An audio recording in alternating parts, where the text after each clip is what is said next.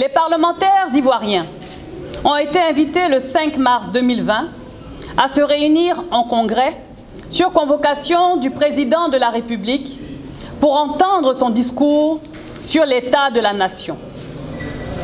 Au cours de cette allocution, le chef de l'État, à travers le Congrès, a indiqué au peuple de Côte d'Ivoire et à l'opinion internationale qu'un projet de révision constitutionnelle portant sur les articles 55, 56, 57, 59, 62, 74, 79, 90, 94, 101, 102, 134, 143, 144, 146 à 151, 160, 177, 181 et 182 sera soumis au Parlement.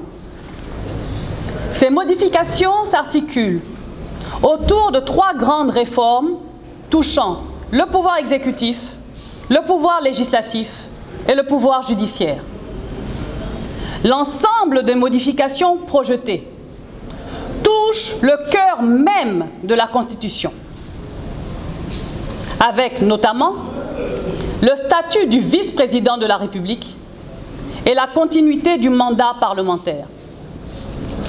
Si cette réforme est adoptée, le vice-président serait désormais nommé par le président élu, avec l'accord du Parlement, dont le mandat courirait au-delà du terme constitutionnel indiqué.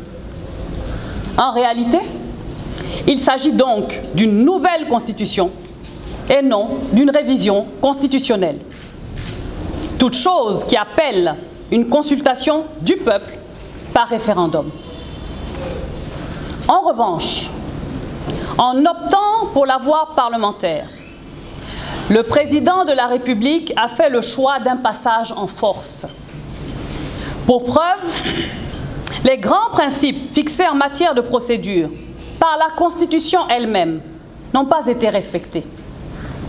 Il s'agit, entre autres, de la soumission préalable du règlement du Congrès au Conseil constitutionnel, comme indiqué par l'article 134 de notre loi fondamentale.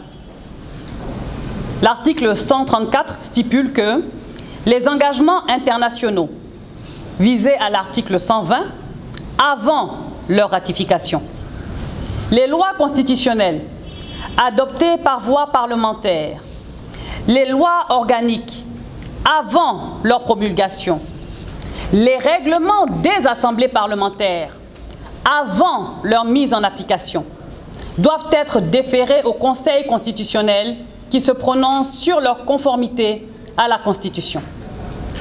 La saisine du Conseil constitutionnel suspend le délai de promulgation ou la mise en application.